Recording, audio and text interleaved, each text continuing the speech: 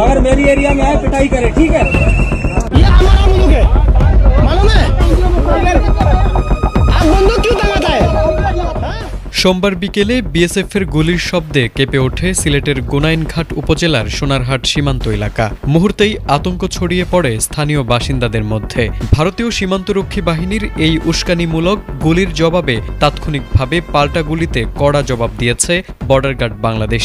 বিজিবির এমন পেশাদার পদক্ষেপের পর সীমান্ত পরিস্থিতি দ্রুত নিয়ন্ত্রণে আসে। গোলাগুলির ঘটনায় কোনো হতাহতের খবর পাওয়া যায়নি।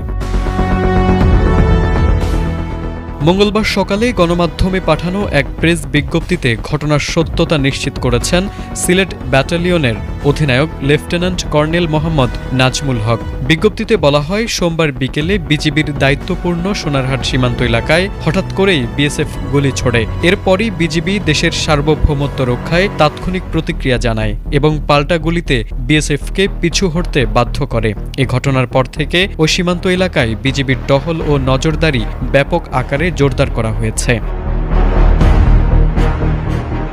বিজিবির পক্ষ থেকে সাফ জানিয়ে দেওয়া হয়েছে, সীমান্তে যে কোনো ধরনের উস্কানিমূলক ও অনাকাঙ্ক্ষিত ঘটনা রুখে দিতে তারা সর্বোচ্চ সতর্ক অবস্থানে রয়েছে।